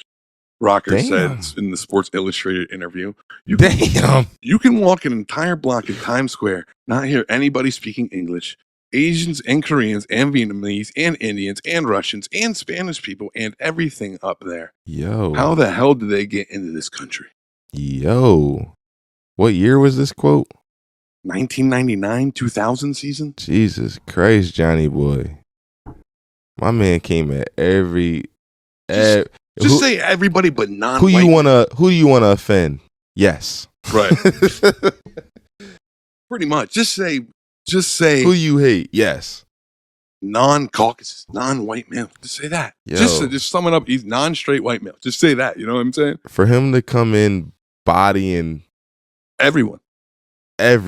Right. Unnecessary. Whatever. Like there was a lot of homophobia in the 90s, unfortunately, in early 2000s, right? Yeah. I remember being alive when gay marriage wasn't even legal, you know what I mean? Facts. So it's like, okay, that might trip you out. If it might be a little weird culture shock, but then he said Asians, Koreans, and Vietnamese, and Indians. Yeah. First off, couldn't you just wrap it all up and just said Asians? You just said foreigner, period? Right. You start getting real specific on the country. I was going to say, it started very generalized and targeted to a certain type of person. Then it just got to every demographic. Except for, leave no stone unturned. A British person.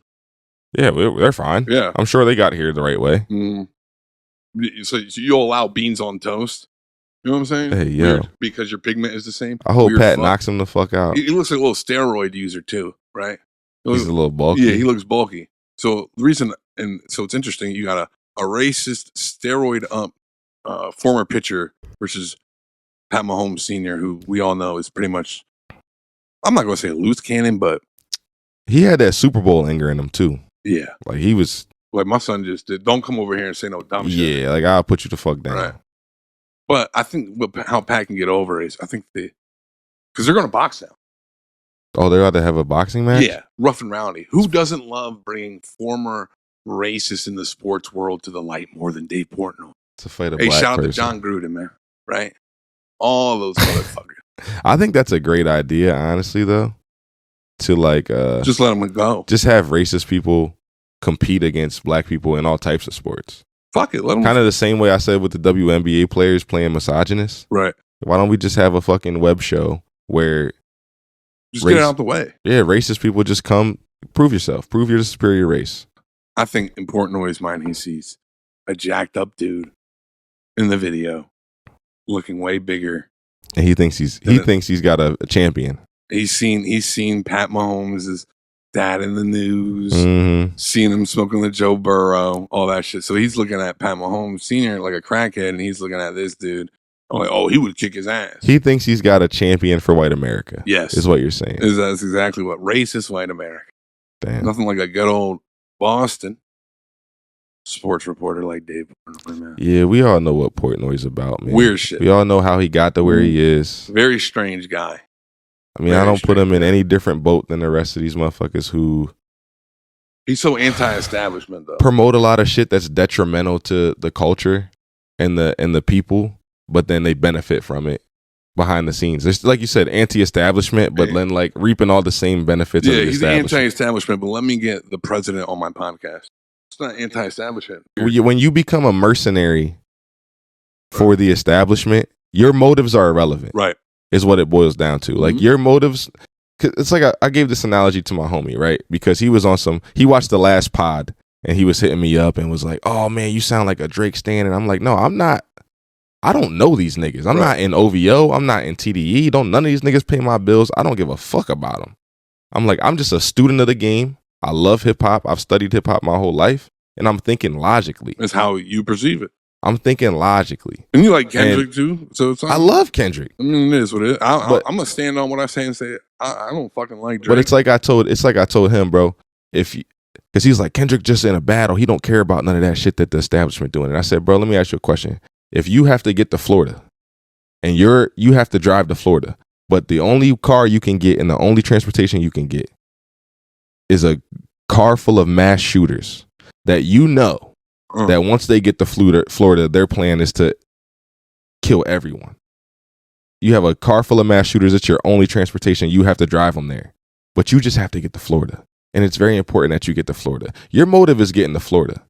But if you transport these persons knowing their motives, are you an accomplice? Are you absolved of guilt? No. So that's my whole thing is someone's motives don't got nothing to do with the bigger picture, with the consequences when it's played out in the bigger picture. So Dave Portnoy is in the same boat as them motherfuckers. Because Eamon's nice. Sorry, man. They are formidable, good NBA players. I mean, they were gonna be elite defenders no matter what. Right. My worry as a Rockets fan, I was like, when is Amen gonna be able to contribute on offense? And this year, he's fucking balling. Can he average double-digit points? And he's doing Can you give us 12, 14 points? I've seen him come out give us 25 when we need it easy. Right. I think tough bucket. I like our squad. I do think as much as Dylan Brooks, like he fits his role with our squad, I do think once we get off of his contract and we get off of Freddie VanVleet's contract, with the draft capital that we still have left after all the good draft capital we cashed in, we're going to be a problem. Freddie might even take a friendly deal since he got paid good. We don't want him. I would like that as a vet. We'll take him as a vet. With Udoka? Like a Drew Holiday type of fit, but not. Chill, we got Aaron Holiday. He's still around? Yeah. Why is he around? I kind of like him. He's spotty, but. The fucking Dave Portnoy, the Nelk Boys, the Logan, the Jake Paul, fucking Theo Vaughn, all those. Shane Gillis. Grifters. Pretend to be intellectually curious, but your mind's already made up. I love Theo Vaughn, by the way. I seen him live on the Rat Pack tour. Can't fucking stand him. Just seems like a guy that's been trying to make it for years. Like you said, I'll do anything. That's true. You know what I mean? I can see that. And that's how I could see that. You. And when you really look it down, like, is he funny when, it's Antonio Brown's on his podcast? Or is he funny when Cat Williams is on his podcast? Because I ain't seen many clips of Cat's podcast when Cat went on Theo Vaughn's podcast. Oh, they had some moments. He posts one clip and he's talking about the Nutcracker thing that he's been dragging that joke for forever. But you're posting all these clips of Antonio Brown on your shit because that's so much funnier. And Theo makes everything funny. Theo's enjoying the downfall of a black man. I'm keeping it a buck right now. That's how I feel. I feel you. Know what I'm saying? I mean, my that's dad's Nicaraguan. No, the fuck he's not, bro. You are as white as me. No. And you talk with a fucking Southern accent. It goes back to saying, the separation of the art from the artist sometimes. But at the same time, like I said, like when what you're promoting is beneficial to the youth, that's when it becomes a problem to me. Just come out and don't pretend to play both sides, right? Let's be real. You got fucking Bernie on the podcast. I'm thinking, oh, okay. And he's talking about, well, maybe Hillary could have done better.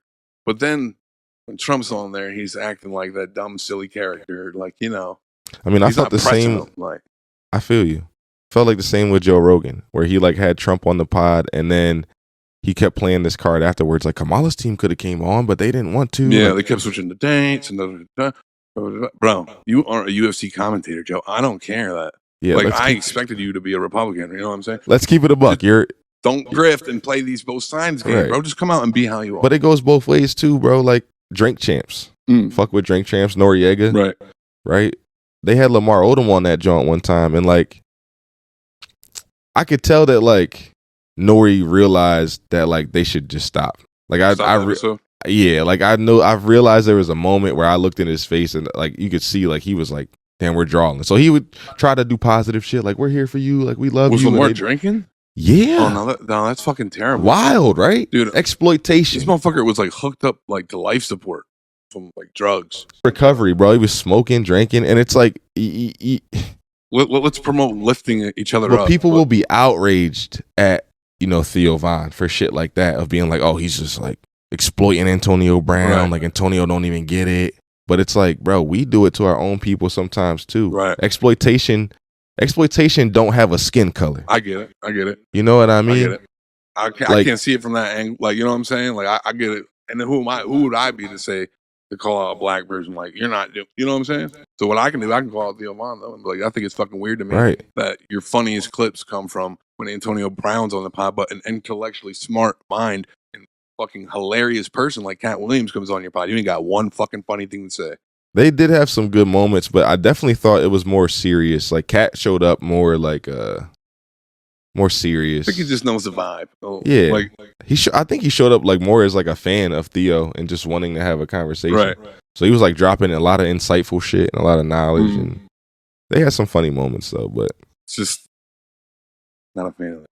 That's what I get it. But it's you want to press Mark Cuban because he's more Democratic, but he's not really because he sold his fucking team to Republicans, and they're gonna go open up a fucking casino, all that weird shit. But speaking of podcasts and exploitation and fucking Dave Portnoy, you saw Gilly on Shannon Sharp's podcast. You think he knew? I'm gonna keep it being, bro. He definitely knew. He had to know.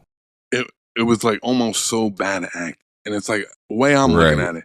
We're from Pennsylvania, bro. Like, yeah, shout out to Gilly, man. PA legend. We fuck with Gilly. We ain't letting shit slide for Gil. I'm sorry. Fuck that. Like, and I know Gil probably would tell us chill, but he don't know us, so. But no, the way I perceive it, bro, it's like, hold on, man. You're telling me you had no idea, and it's just coincidental. There's no way that you brought this particular case up because the feds knew who did it. Like the feds told Gilly. You know what I mean? Right. You're telling me your team didn't get a hold of that? Of all the cases in the world he could have brought up to make his point, he brings up that specific case. And if there was a conversation afterwards, and it was like they really didn't know, and there was a conversation afterwards, he's like, "Can I still post? Like, you know what I mean? Can I post this man to man? Like, yeah." I feel like I'm not with that exploitation type shit. Or we know the internet ain't always real life, so maybe it was like Gilly was aware beforehand that he was gonna ask too. I don't know. That reaction like too real. That's what made me feel like not only did Gilly was blindsided by it, but Shannon wasn't. Like his reaction to Gilly's reaction made me feel like he definitely knew what he was asking. Look how he really looked at him. Like looked away for a second, took a long ass pause, and like basically the 17-year-old, like every fucking Philly motherfucker I know, he's basically thinking right now, like this fucking dickhead knew this shit. You know what I'm saying? No, for sure. That's the vibe I got. I hope that's not the case. No, I thought Gilly handled it well, and I thought he spit some real truth and some real gems. And I don't know if he directly like answered the question that Shannon was asking of like why don't athletes get protected in the hood like get looked out for like they used to. And I feel like Gilly answered this question without answering it, like indirectly. And it's because these niggas is getting active. Right. These niggas want to be in the streets and they're doing street things, and you can't protect the streets. You can't protect the streets from the streets. Like, bro, if you want to be out there, it's going to find you. And it's not even just like that kid's in high school. He's a kid. Bro, you see motherfuckers in the NFL, college, NBA, doing like these fucking type of celebrations and shit. Like you're banging us, bro. Don't ever do that again. That's not your celly. I had the Jeff Hardy on. That joint was stiff as shit. Yeah, you did some Serena shit. But I'm telling you, you're making fucking more money than the median fucking income of the United States, like by times 10. Millions of dollars. Right. Why are you trying to bang? You're in the 1%. Why do you want to be the hood? goal was to get out. That's my whole thing. Is you get out the hood, bro. And the goal is not to glorify what you got away from. Right. Because if it was that glorified, you'd still be there. Right. That's my whole thing. Is like, I got the same problem with any gangster rapper. Like, you know, I'm don't get me wrong. I'm not trying to be no Uncle Tom MAGA hat person. Like, I bump the shit. I bump AR-Ab. I bump Yo Gotti, Jeezy, fucking whatever you could think. I listen to it. Sleepy Hollow, Chef G. I'm into it. I get it. I understand hood shit and portraying your experience to the world. But there's a line that you draw to where you're portraying shit that is not you. One, a lot of y'all didn't live. One, you're portraying shit you never even had to go through. Two, you're portraying shit that you would never want to go through again. Or three, you're doing it with no line of realness and reality. You're just doing it to glorify. You're only speaking of the glorified parts. You're only speaking about the times you got to go drop a bag in Louis V. You're only talking about the time that you got to go have a foursome with bad bitches. You're not talking about the time your homie got booked and then he got out and in 2 days got smoked. You're not talking about the niggas you had to bury. You're not talking about when the re-up sisters got fucked up and you were down about your last. Exactly. My question is, what happened to keeping it fucking player, right? If motherfuckers were really running around like that, you know what I mean? You kept that shit player. Like, motherfuckers would think that about people. Like, oh, shit, he be in the streets for real. No, you got ARAB fucking just telling on himself. Not just in the song. Sure, that's a creative thing you could say. You could always play that card, you know? It's not going to hold up in court. But you going on Vlad. You're making a video vlogging saying, you know what I like about his raps, bro? He talked that shit. When he said, I killed somebody, he really did it. I was with him at 1314 West 4th Street on this day at this time. Yeah, Ab was tripping. Ab was tripping. Every chance he got, he was telling on himself. Free Ab, man. He never coming home, probably. Fuck no. Free Ab, man. And you know what, man? Man. Ab was, chill out, man. That. Ab was supposed to be up there with the Gottis and the Jeezys and the gangster rap. He could have signed to Baby, but he had more than what he offered. He said, my coke hard like Chinese math. When he said, you don't want me in your crib all mashed up till I start drowning kids in the bathtub. And you're saying free him. And last episode you said free Chris Benoit. And he should be in the Hall I didn't say free Chris Benoit. And at this point in time, I'm asking whoever's listening, my FBI agent, tap to this man's phone right now.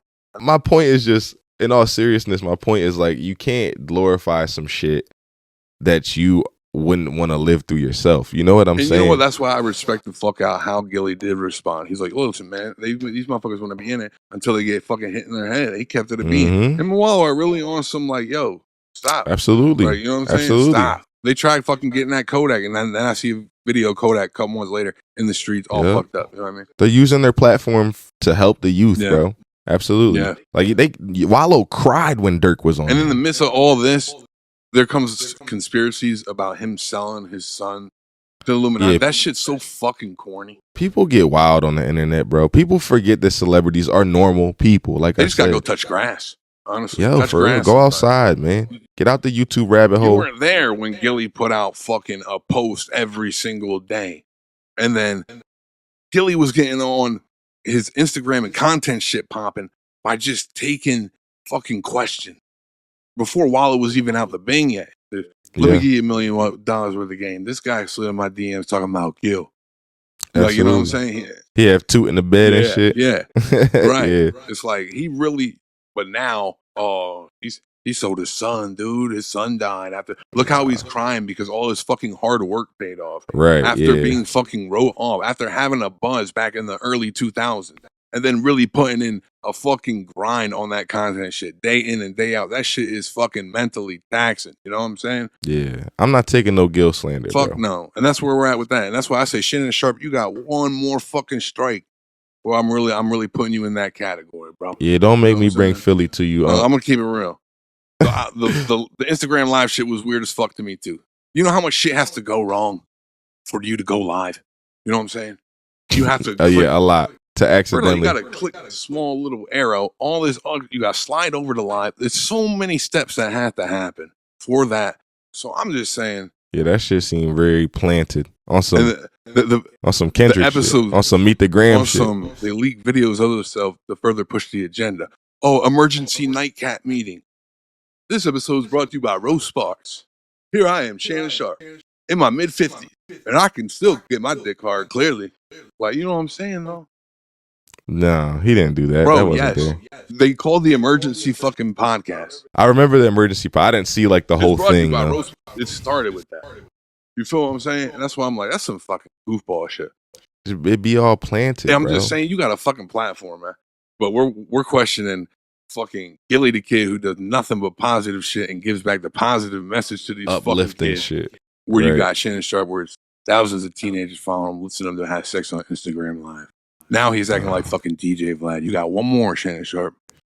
50 million, I go to hell. I'm pushing the red button, man. I've been upset ever since you got out the car with that tight ass suit on, clutching a handbag like this. And then got mad that motherfuckers was calling him Zesty. Zesty. He's moving down my tight ass. He got so scary about it, he fired his stylist. Like he had started collabing with a new stylist who was a gay boy, and they was like going to basketball games. That's what it all started with. Really? That's why people started calling him Zesty. Because the stylist was gay?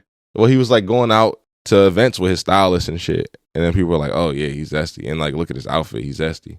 And then he fireball. That's kind and of got his old stylist crazy. back. And then leaked the video of him having sex with a woman. Right now, it's like that's just why it all seemed planted. Like if I seen that, it's like I don't think you're gay, but after you fire him, now I do. You just too old for that shit. Right now, he can stop fucking crying to get his brother into the Hall of Fame. Hey, shout out to Sterling Sharp though. Literally one of the best ever though. Sad career. But as far as Gilly goes, we're not taking no slander. We sliding for Gilly whenever, because at the end of the day, that's just fucked up to do to somebody, man. To and don't get me wrong, I can't speak for Gil. I don't know if he had a problem personally, but me personally, I thought that shit was kind of some real snake DJ Vlad type shit, exploitation, culture vulture. What was it about? You not the real unk shit. What was it about? Tell me. Who else was involved? Like I don't know, man. It's just weird. The wrong kind of uncle. Feeling real Uncle Tomish to me, man. Like I ain't like that shit at all. Gilly been in man. I'm born and raised in PA. Major figures. Get down on the ground. Like we been. Oh, God damn it, Dwayne Carter. Like, come on, we were right. Come on, man. We were taking Gilly's side then. Come on, man. Selling in his mouth. What you Birdman's talking? Yeah, I'm gonna take Gilly's side every time. Fuck that. Yeah, we're not. We're homers. Meek, you kind of fucked that. You just, you know what I mean? Pounding the shit out yourself. We want you to do well, but we also want you to stay off the internet for a little while. There's a lot of Philly rappers that fumbled the bag, man. Stop tweeting like it looks like it's coming from a Nokia flip phone. Like that's how Meek be talking. Yeah, somebody need to take his phone sometimes. For sure. Because he's another person who like be feeding into the insecurity shit. You know what I mean? Yeah, like, that's it. Sensitive. Just saying shit that just don't need to be said. Like, remember he tweeted some shit like, he was like, I love pussy so much, I run red lights for it. Just to get that feeling. I was like, that sounds like something a 13-year-old closeted gay kid would say. I'll give somebody $10,000 right now if they can link me to Diddy. Tell me that's not some closeted teenager shit to say. I love pussy so much. I do it on the period. I love nothing different than that.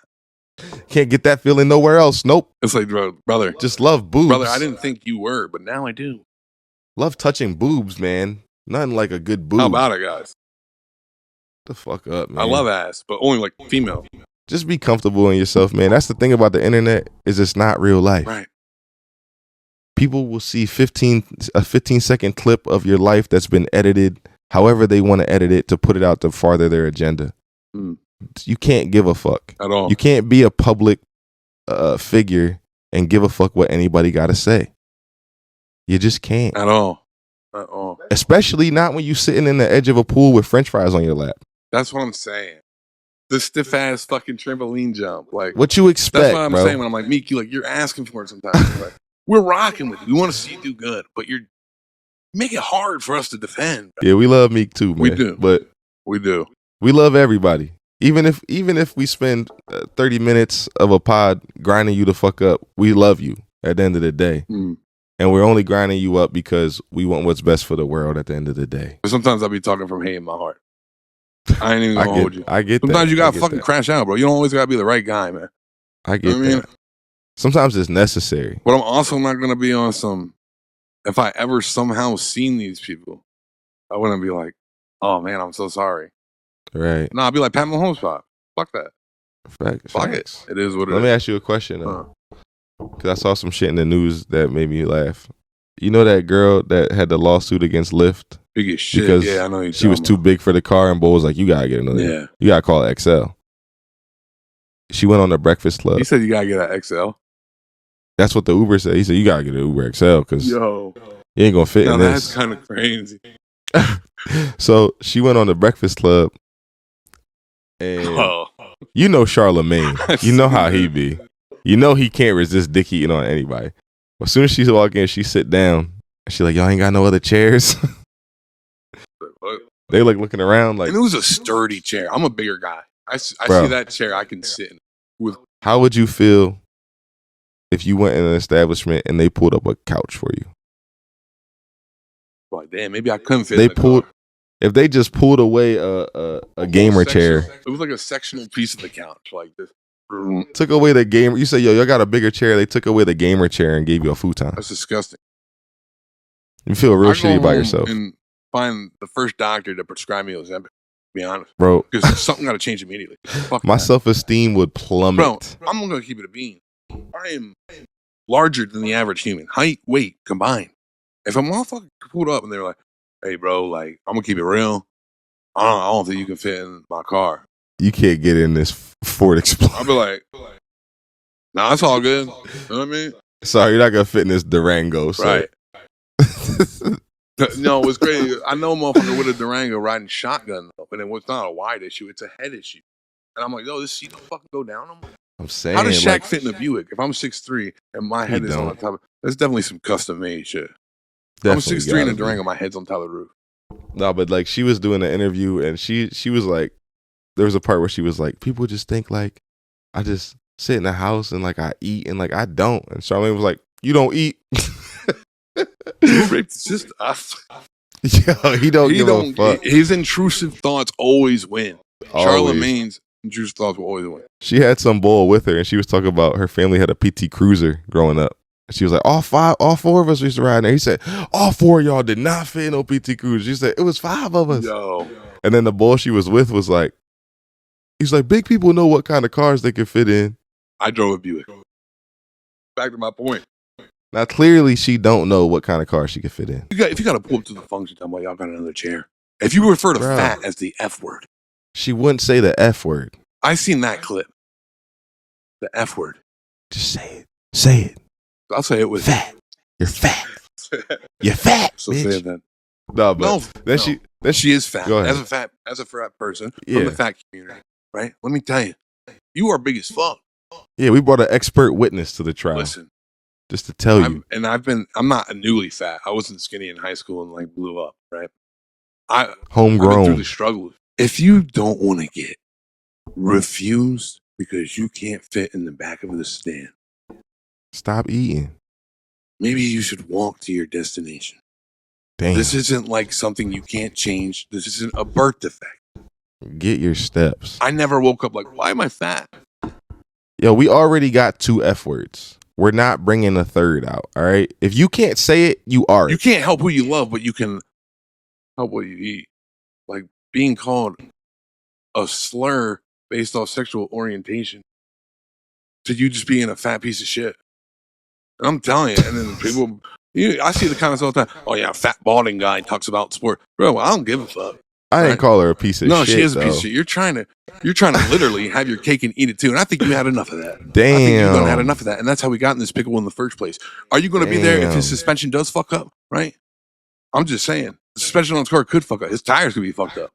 You also, and all these motherfuckers defending it. Listen, man, we're canceling the wrong shit. We're dying on the wrong hills here. This is going to really make you mad, I think. Because she was saying like the LGBTQ community gets accommodated in everyday life. And she thinks obese people should be accommodated too. They fucking do. They always take the electric scooters at the supermarkets. Do they not? You know how many fucking fat people I see parking handicap spots? That's enough accommodation. You know how many times I've seen a fucking fat person get 2 seats on the airplane? You feel what I'm saying? And I'm talking about, I'm a fat guy, but there's fat and then there's head turning fat. You are a head turner. I'm going to keep it a bean, right? You slim down to me. Listen, you're going to be uncomfortable still. You're still going to be out of breath. You're still going to be looked at as fat. But I guarantee you'll be able to get in the Uber. You understand me? I mean, I just feel like you can't play victim for a situation you created. I just feel like you can't. It's a lot easier for one person to stop eating and exercise than it is to restructure every doorway in America so that you can fit in it.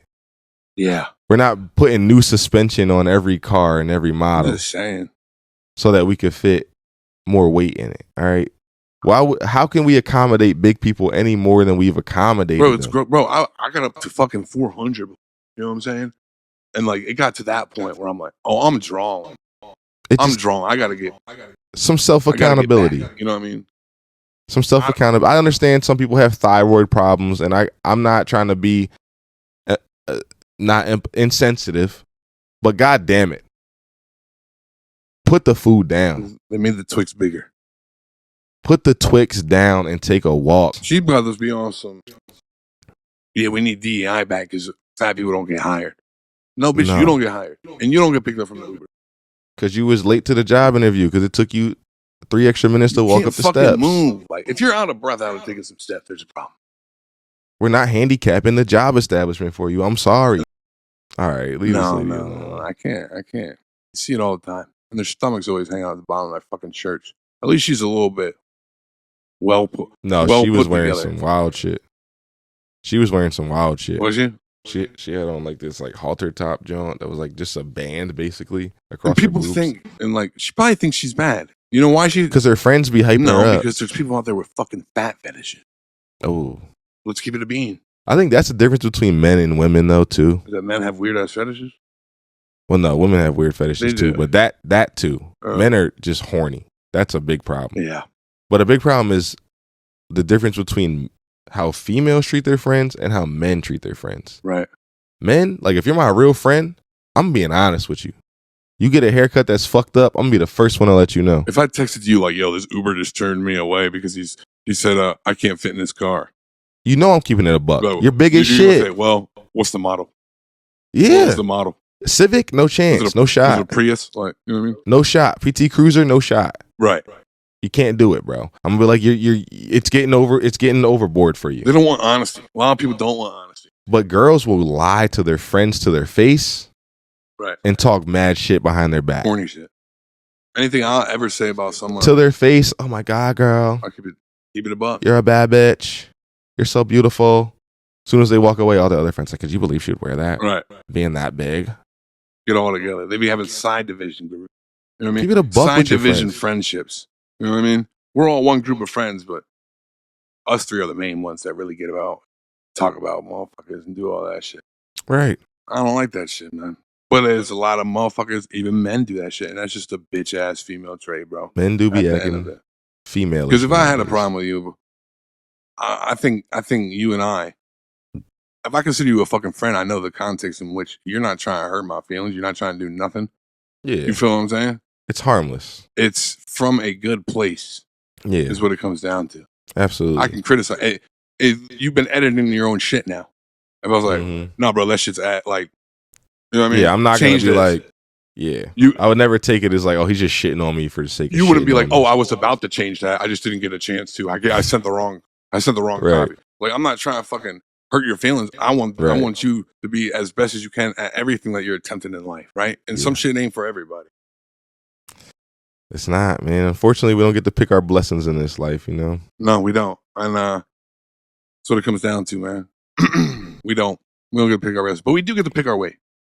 We can affect our And we're not going to act absolutely. like being fat is a DEI thing. No. And one more thing I got to leave it with real quick, man. More diverse leadership is important, man. You got to have a diverse group work environment. Yeah. If I walk in a motherfucking hospital and I got a white doctor, I'm more sketched out than if I had an Indian doctor. If I got an Indian doctor, I'm like, this guy knows his shit. Because white people's DEI is nepotism. If your fucking kid loses his real job in the real world and he can't make it, well, you can just fucking create a job for him. But you're worried about that's why they want to get rid of You're worried about a fucking person reaching a quota. These aren't underqualified individuals. They're just not white. Well, that's the point, though. Absolutely. I feel like if people weren't fucking getting hired off nepotism or getting hired just because people don't like other people, then we wouldn't have to have. What I'm saying is, that's why we make fun of Marcus Jordan, right? Because you starting from the top and you just crashed all the way down. You were born into a perfect situation. A waste of a last name, brother. But here's MJ. At any certain time, here's a safety net. And they could do that because he's got that to fall back on. You know, they talk about Bronny being fucking nepotism. Maybe Bronny's just DEI. Maybe he's both. And at the end of the day, man, we live in a world where unfortunate things have to exist. You know, like DI shouldn't have to exist, even to begin with. Affirmative action shouldn't have to exist. You know, You know what I think it is? Imagine the world if like it was during Pangea. Did I talk about this last time? Like imagine how the world looked. Everything was connected, just one big continent. What if we were all just one race then? We're all pretty much born on the same side of the equator. The powers that be would find something else for us to hate about each other. There's no borders. There's no nothing. We all just grow like, you know what I mean? It's a direct shot to get anywhere in the country by land. We're all connected. You know what I mean? Be a beautiful people thing. all walks of life. You know what I mean? Be a beautiful thing. That's man. what I'm saying. Yeah. Well, if you're still fucking with us, thank you. I'm not gonna tell you which kind of people might be after us after this podcast, but they like to sue.